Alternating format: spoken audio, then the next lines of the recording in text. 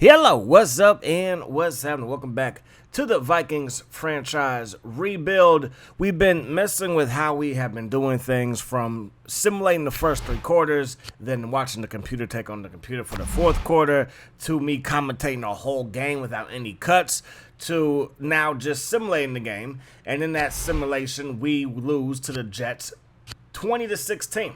So the box scores aren't pretty. 14 of 41.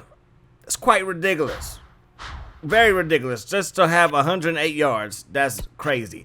Rushing, Adrian Peterson just 8 carries for 49 yards, 5 for King, 5 for Singletary, and then, of course, our big fullback. So, yeah, I mean, simulating is kind of weird in this game, but I'm just testing things out to see how I want to do things. So when the newer games come out, like College Football 26, because on this channel, I kind of want to do more simulations, and then on my main channel, want to do the regular playthrough of franchise with me playing against the computer using various sliders and stuff of that nature. Our next game is versus the Chicago Bears. The Bears have a chance to make it to the postseason.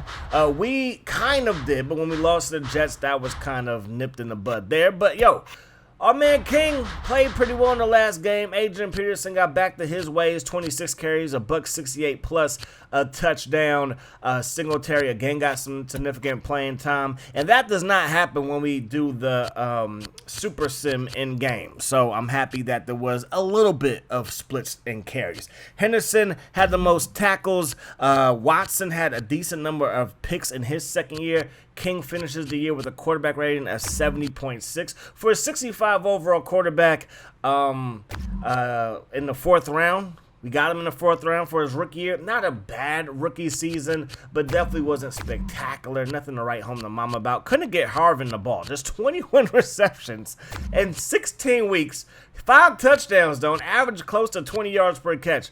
But it was just ridiculous, the numbers there. Julian Peterson, the most tackles throughout the league with 116, had 11 TFLs. That is a good look for him. The ex-49er will always have a place in my heart. Andre Carter, another ex-49er out of Cal, 20.5 sacks. That's a good look for him, to say the least. And then when it comes to receiving, Dwayne Bowe, 113 receptions. Didn't quite get the Triple Crown because Santonio Holmes had 1,455 receiving yards and then 15 touchdowns for TJ Houshmandzadeh. Michael Turner, 2,200 rushing yards. D'Angelo Williams over 2,000. Frank Gore over 2,000. And then LaDainian Tomlinson just under 2,000. Him and Williams had 18 rushing touchdowns. Matt Ryan, highest quarterback rating. Roethlisberger, most passing yards. Then when it comes to the TDs, Peyton Manning, the Sheriff, 37 passing TDs there. The Packers, they win the division, followed by the Bears. The Bears at 8-8, getting to the wild card. So again, if we win, I mean, hey, and we went 79. Last year, we made it to the postseason, winning the North. This year, we go 7-9. Every team was just at 500 or above it. So that's not a bad season, if you ask me. But there are a lot of teams in the NFC at 8-8. So I don't know if even if we went 8-8, we would have got that spot like the Bears did. And the AFC is going to be a crazy playoff run there for whoever can make it out of that gauntlet to the Super Bowl. Manning is your MVP. Turner is your offensive player of the year. Then you got Delius Thomas, your defensive player of the year. King got some respect for offensive rookie of the year. So does he come back as our starter next year? He did increase by 4 from 65 to 69 at the end of the year. So, hey, maybe he comes back as our starter, but we do not want to waste Adrian Peterson's window. We want to make sure we give him the best opportunity to walk out of here with a Super Bowl title. Coach of the year is John Harbaugh. So the Colts take on the Chargers in the Harbaugh Bowl. But that'll be the Jim Harbaugh Bowl, as he played for both teams and now coaches the Chargers, obviously. The Chargers win that game. Packers over the Bears. Then the Dolphins, they won. But then they would lose to the Titans. Then the Seahawks would beat down the G-Men. The Steelers get the better of the Chargers. And the Falcons take care of the Green Bay Packers. Then the Steelers over the Titans. Falcons over the Seahawks. So that is going to be your matchup for the Super Bowl. The AFC beat the NFC. Who really cares about that? And now it's time for the Super Bowl. And in the Super Bowl, you are going to have the Falcons over the Steelers. And that means, ladies and gentlemen, the great Tony Gonzalez has won a Super Bowl. We see that Dixon got playing time, so Roethlisberger obviously got hurt. I doubt he got benched. And there it is right there. He got hurt. So the third-year man out of Oregon did not really put up great numbers. Couldn't really bring his team back. Turner, your offensive player of the year. And then you got Matt Ryan, one of the top quarterbacks. Like, hey, Tony Gonzalez, 691 and a touchdown. So he played very well in this Super Bowl. Roddy White, 6 for 66 plus a touchdown there. Hines Ward had a pretty good game. Barnes, 12 solo tackles. He also had 2 sacks. So Barnes was all over the place. Bruce Davis, he was looking like Ryan Shazier. I was like, is that? I was like, it can't be. Then I looked at the guy's name. So the Steelers, they end up falling short. The Falcons, they win the Super Bowl. We need a new head coach. I guess you could say that our man Brad Childress got fired. Not really, his contract was up. But hey, yeah, he got fired. Please believe Jeff Fisher can come in, help with our awareness as a team. But I'm looking at QB.A.T. QB.A.T is in that, Michael Shanahan, run first, play action pass. I think that might work with our offense, especially with the Adrian Peterson. You got to put an extra guy in the box just to slow him down. And I think if we can get some production from the quarterback, we might be A-OK. And QB.A.T obviously was John Elway's quarterback for a moment in time, then his offensive coordinator, and then, of course, the head coach of the Houston Texans. So we will bring him in.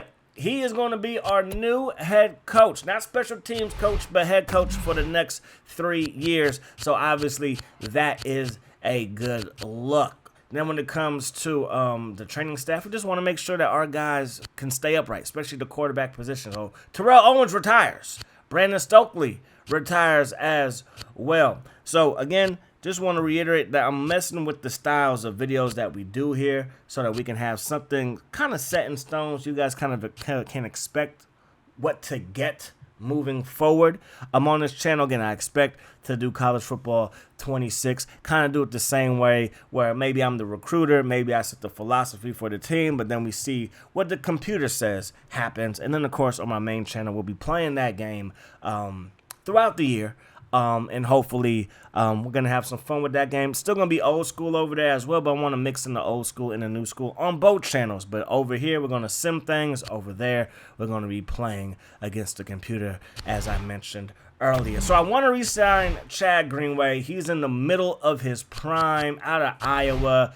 Great outside linebacker, sign him to a big deal. Pat Williams, if the price is right, I want to bring him back. 38 years of age, still a beast in the middle.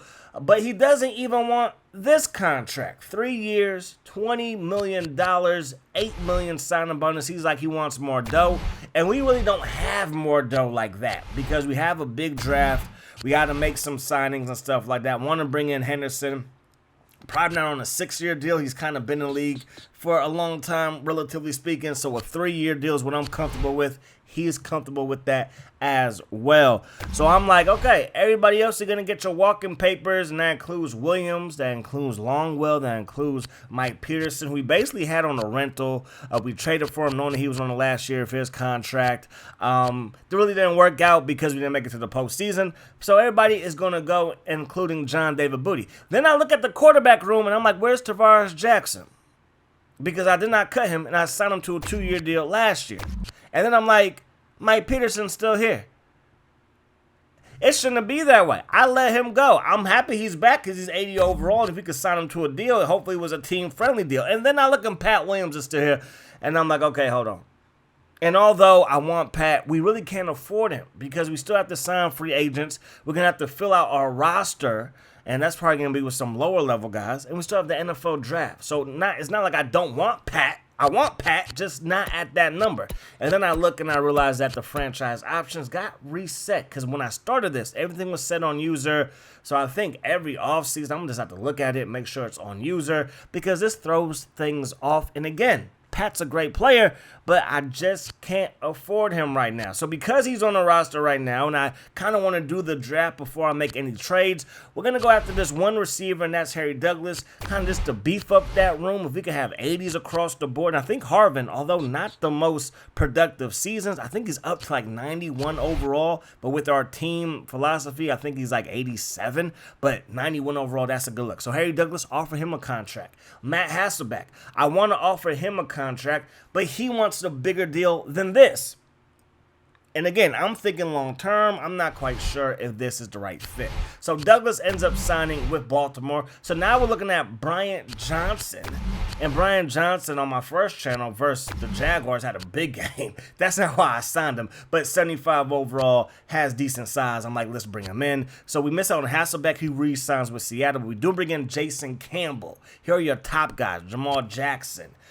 Center, I believe, going to the San Francisco 49ers highest overall free agent. Then Dallas, they got one of the best guards in free agency. And then you can see the rest of the guys. Skandrick out there, Tapp out there, Carr's going to New England. Carr and Skandrick both going to New England, going to beef up that defense. Robert Gallery also going to go play offensive line for the Dallas Cowboys. So the Cowboys trying to bring in that Great Wall of Dallas again.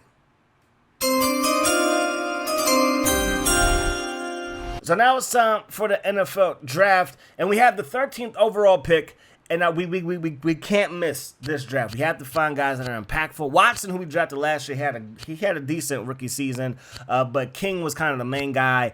We got to hit on quarterback, because I want a competitive quarterback room. Jackson was always just going to be our backup. I didn't see him progressing, but King's projection is a C.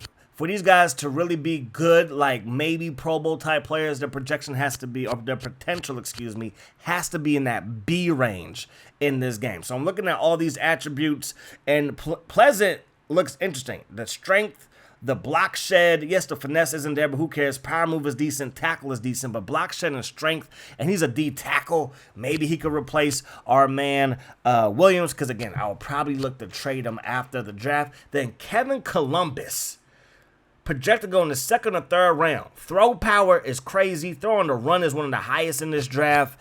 And like his accuracy was decent as well. Then you have another D tackle here in Graham. So I'm just looking. I'm like, hey, there's some guys out there. And then Williams, he kind of popped my interest as well. I was like, yo, he looks to be a solid draft pick as well.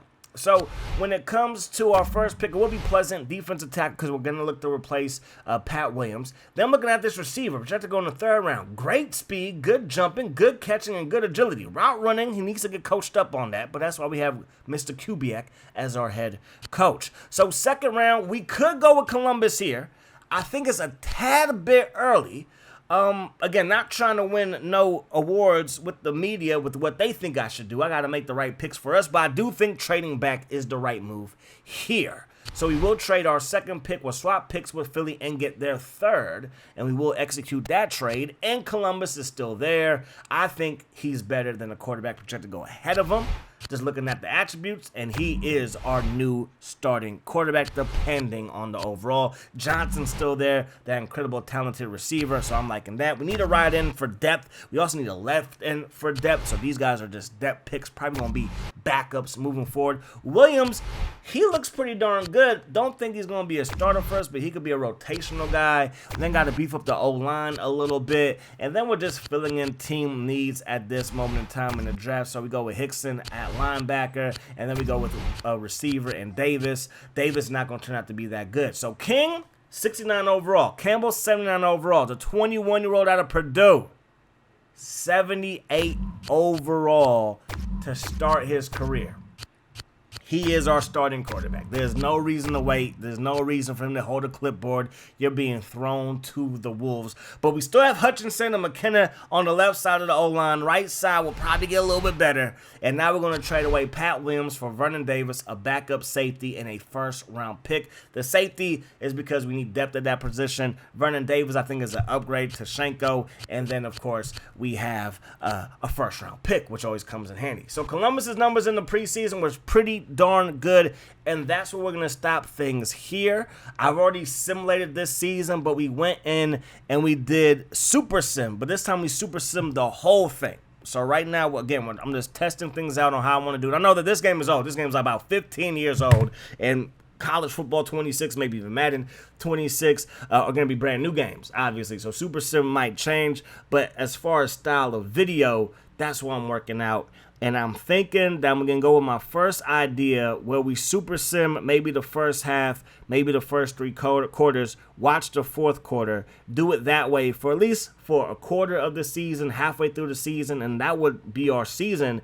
And then for the postseason, I did kind of enjoy just broadcasting the whole game without any cuts. That was kind of fun. I felt like, you know, a real life commentator, and I'll settle for being one on YouTube instead of being in the booth with like Troy Aikman at my side. I'm with the Hall of Famer. I'm with the Hall of Famer, Joe Buck, not you. Anyways, but that is going to do it. So yeah, I'll probably see you guys tomorrow on this channel with the regular season videos. And yeah, man, we got ourselves a new starting quarterback. I am definitely happy about that. So until we meet again, my friends, I do hope that you guys enjoyed the video. I do hope that the rest of the day is the best of your day. And until we meet again, peace, love. How's